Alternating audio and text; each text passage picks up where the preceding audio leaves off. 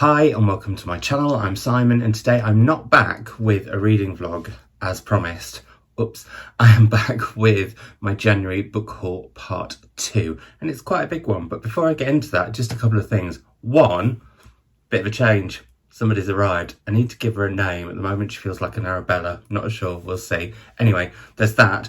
Two, I wanted to let you know the exciting news that I'm going to be judging the Desmond Elliott Prize, which is a prize for debut novels published by an author resident in the UK that came out between April 2020 and March 2021. So that's just a little bit of exciting news and will relate to one of the books that I'll talk about a little bit later, which is not a submission, but more on that in a bit. Also, the reason I haven't got around to doing a vlog is it just needs loads of edits, and I've actually only just recorded a tiny bit for the end of it. So that'll go up live tomorrow before I'm back on Friday with my January wrap-up part 2, and then I'm feeling quite nervous about it, looking at how many books I've got. My one in, one out slash shorts slash shorting. No, I keep saying it. Sorting the shelves. This year I'm only allowing myself, well, not necessarily one book in, one book out, because some books are thicker than others and I might have a little way to get around that. Anyway, more of that on a video on Sunday. But if you have any ideas of how you'd like that to be filmed, with me sort of going through what I've read, through what I've hauled, through what space there is, through what goes where, just let me know in the comments down below, because I always love hearing your thoughts. So there's that. Right, now let's get on with the books that have come in, or that came in the second half of January, for it is now February, which is lovely because January was 31 years long. As always, starting with publishers. So, and I always go in size order for some reason. First up, we have Paradise Block by Alice Ash. Now, I can't remember if I've talked about this recently or not. I feel like I have. This is a short story collection, but they all interlink in the fact they're all set in Paradise Block, which is anything other than paradise. It's mouldy, it's grubby, it's falling apart, and so are the people within it and their stories. I think it's going to be quite gritty, quite twisty. I don't know if it's magical or not, but I'm looking forward to finding out. So yeah, I'm very, very excited for this one. Now, a book that I already own. Well, no, I don't own it. That's a lie. I've already read, but I don't own, and has arrived in this 25th anniversary edition, is Bridget Jones' Diary and Other Writing by Helen Fielding. So I'm looking forward to having this beautiful copy on my shelves. It's not a book I necessarily feel I need to reread right now, but I might do one day, you know, we'll see. I'm still a little bit sort of tainted by what happened later on in Bridget's story. Let's leave it like that. One book that I have already read, and I read it as part of Winter Book Hibernation last week, is Kate Fox's The Oscillations. It's a poetry collection that is absolutely gorgeous. This is easily going to be like one of my favourite poetry collections of the whole year. It's set in 2 parts, after and before, and after is after the pandemic and before is before. And clearly Kate was writing this in the lead up, and then everything changed. And some of the things she writes about are they're really close to the bone, but not in a raw way. Like it's quite raw, her emotion, but in terms of, there's something that she does with the poetry that makes her raw. I should be telling you this in my wrap-up, not right now. There's something about her poetry that kind of takes something raw and sort of softens it as you read it. I can't quite work out how to put it. As you can see, it makes you empathise and everything. Anyway, it's absolutely gorgeous, and I will be talking about it more in due course. I had the pleasure of judging a prize, the Portico Prize, which I was chair of last year with Kate, and it was brilliant, and she was brilliant, and I'm thrilled that the collection is brilliant. Then on to a book that I don't really want to know anything about before I head to it, which will be very, very soon, and that is John McGregor's Lean Full Stand. All I know about this is that it's set in an Arctic expedition. The postman's here, how ironic. With books, I'm assuming that I won't be able to include this because it's now February, so I'm going to have to go downstairs. 1 second. Sorry about that. The policeman came. I nearly said the postman came. No police, promise. Where was I? So, John McGregor's Lean Full Stand.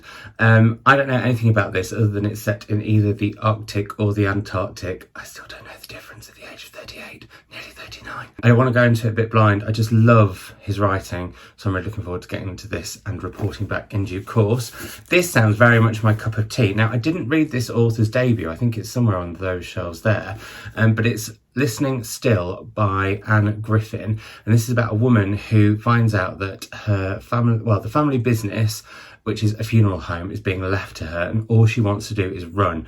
Not because she's scared of the dead, though what if you could speak to them, more because she is just terrified of obligation, and so yeah, she's not into it. I think I'll be into this book though.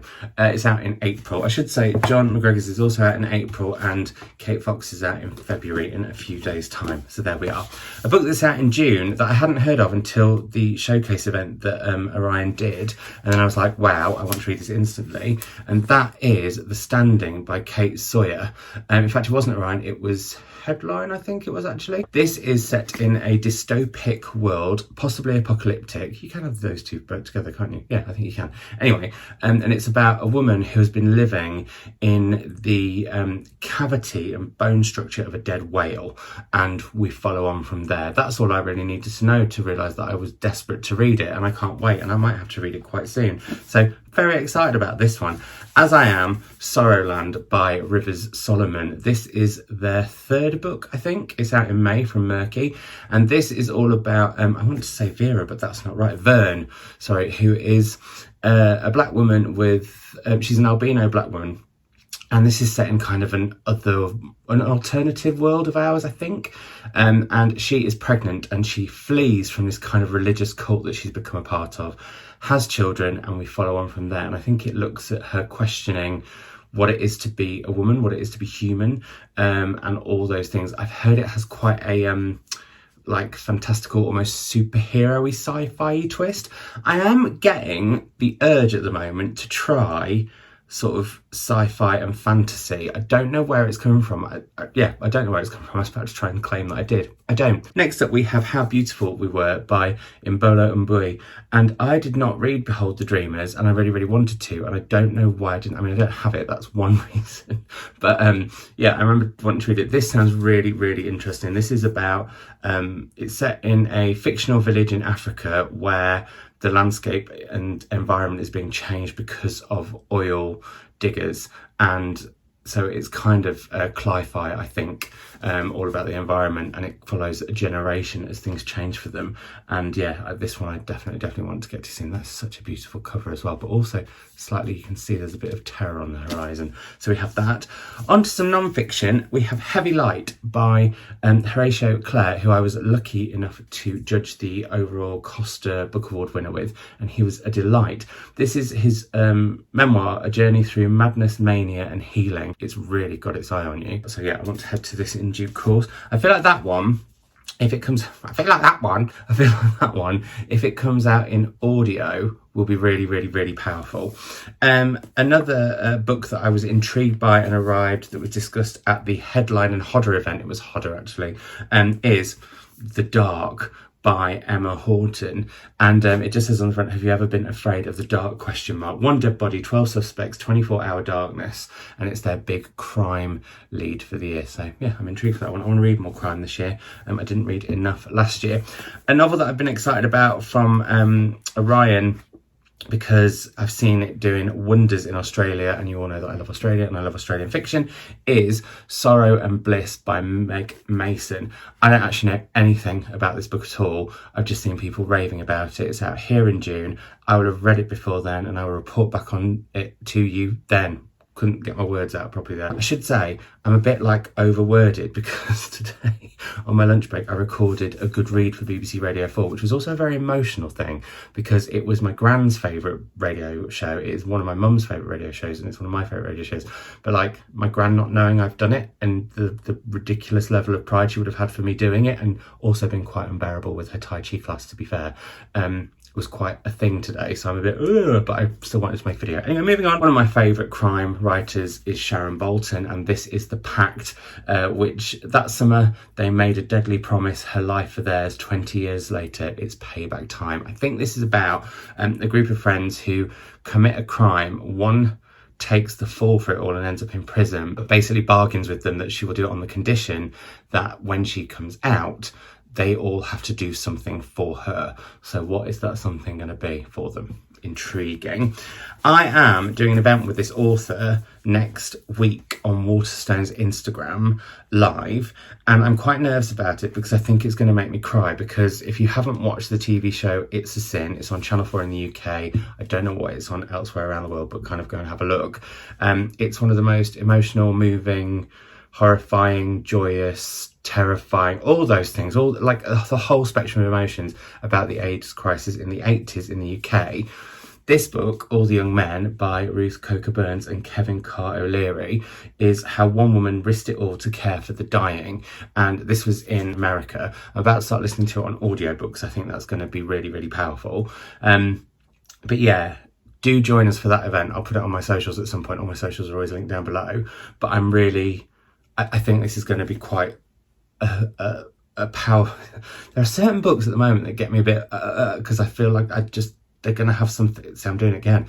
There's going to be a connection, and this is one I feel that way about. I think I'm going to be very emotional reading it. I think I'm very emotional listening to it. I think I'm going to be very emotional. I can't speak properly. I think I'm going to be very emotional when I speak to Ruth about this as well next week. So we have that. Then, actually, the penultimate book and the final book from publishers are also kind of with a queer theme, and this one definitely is queer. LGBTQ writing from ancient times to yesterday, edited by Frank Wynne, and this covers like Shakespeare to Patrick Gale. You've got Ginsberg to Homer. You've got Hoshino Tomiyuki to A.M. Holmes, Virginia Woolf to Rita Mae Brown. I could go on. There's a lot of names on the back. But this is kind of, to me, the perfect toilet book in the fact that you can put it on the shelf in the bathroom and you can just like flick through it. If you ever spend, should I be going down this line? Is this a good idea? It's a good toilet book. So there's that one. And finally, from publishers, before I move on to a couple of gifts and then books I bought myself, I have Sexuality, a Graphic Guide by Meg-John Barker and Jules Scheel. And they created Queer Graphic History, which I haven't read and I feel like I now need. But yeah, this is going to be an interesting read, I think. I've realised I don't really, apart from poetry now, read that much queer fiction or non-fiction. It's something I really need to up my game with a little bit as a member of that community, I feel. So yeah, looking forward to this one too.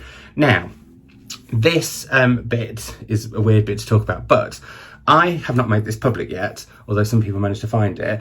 But loads and loads and loads of you, and I do mean a lot of you, have messaged me and said that while I'm shielding and in the lead up to my birthday, you might like to get me something. And I really, really resisted it. And I thought, well, actually I had a conversation with Chris about it, and Chris said, if it makes other people happy, what's the problem? So I have created a wish list. It's linked down below. Feel free to ignore it, just like you can ignore my Patreon, ignore any of my other socials, whatever.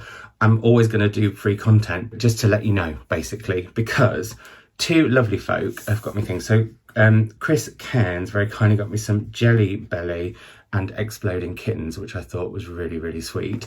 And then Seaward got me a new stand that this is on. Bear in mind, I hadn't mentioned this, so they're very, very sneaky. New stand that I'm now filming on, so that's why the angle's a little bit better, although every so often it does look like a picture is coming out of my head.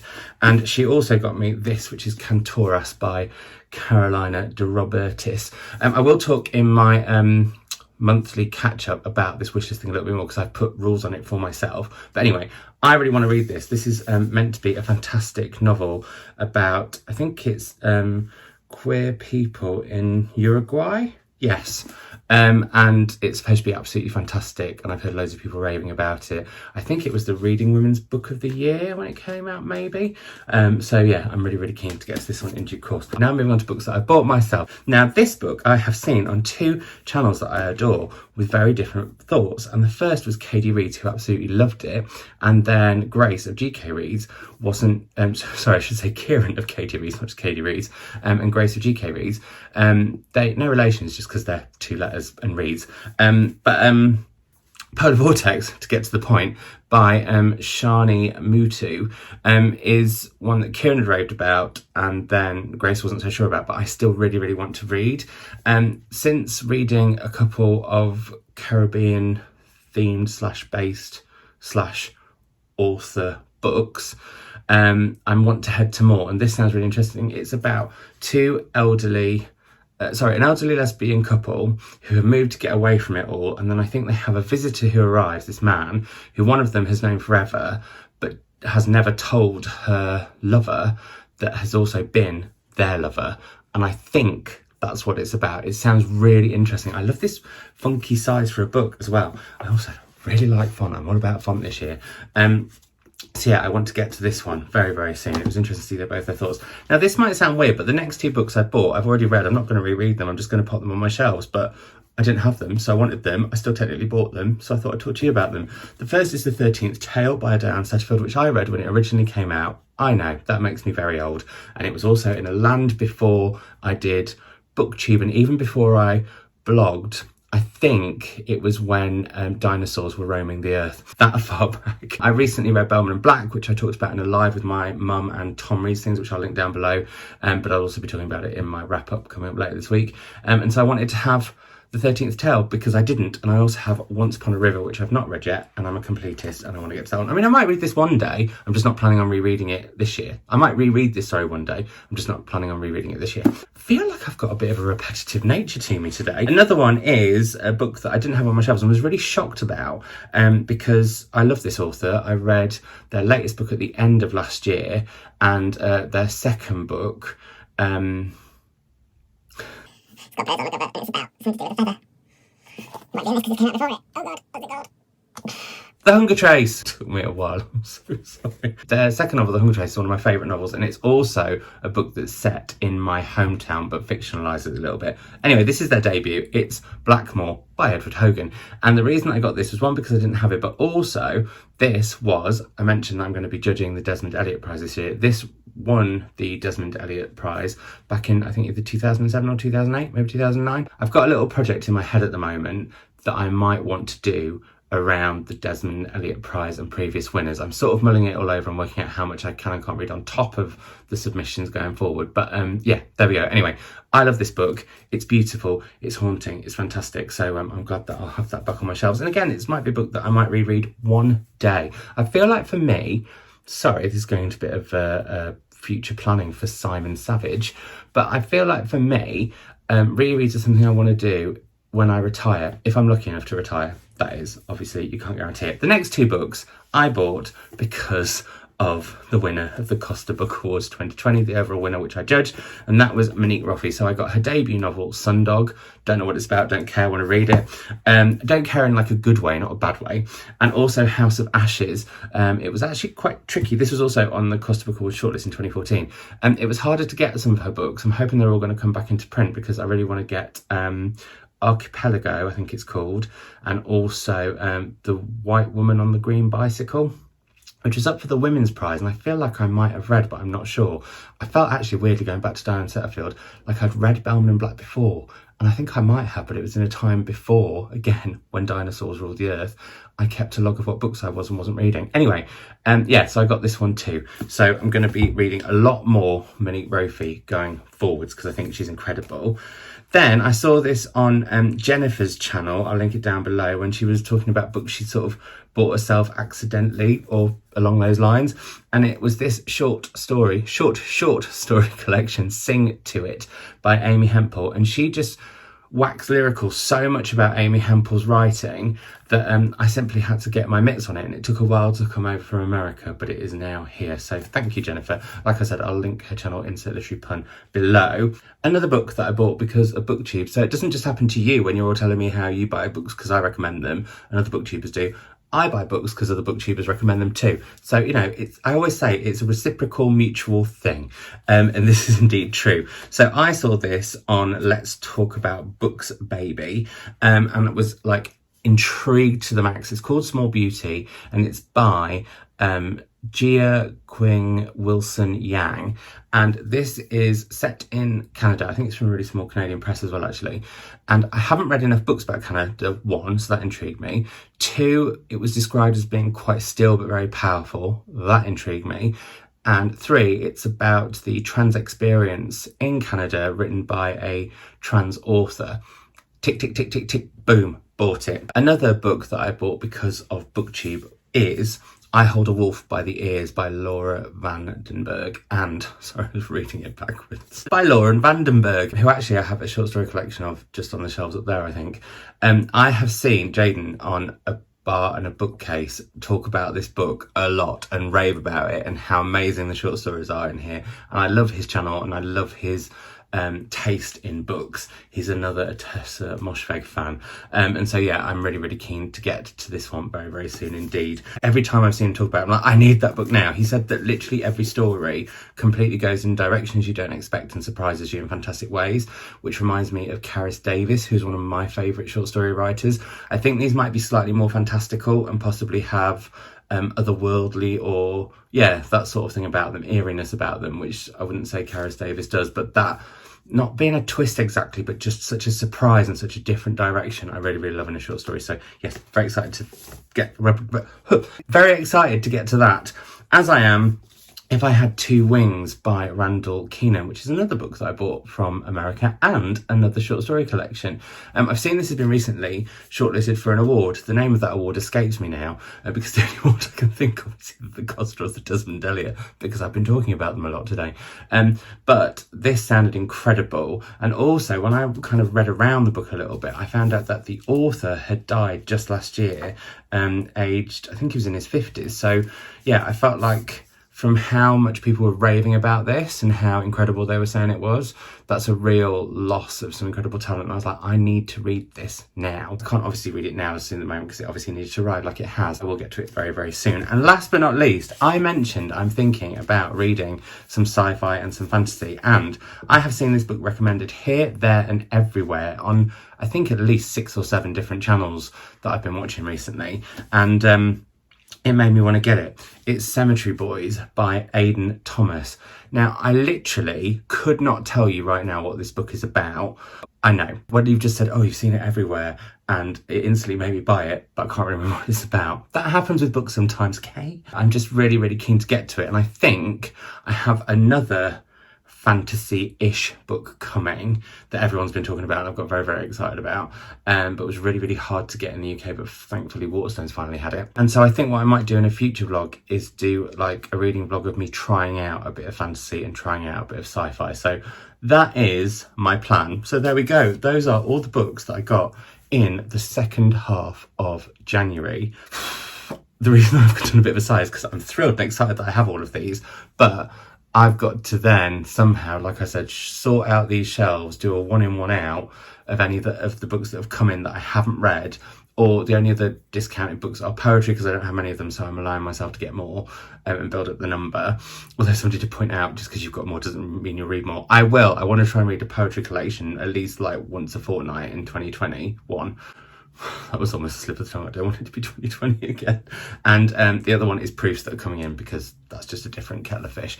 So there we go. Anyway, let me know what books you've got recently. Let me know how you would like me to do that video, as I said. And yeah, let's have a chat about all of those things and anything else in the comments down below. And I will speak to you. Well, you'll see me tomorrow in my vlog.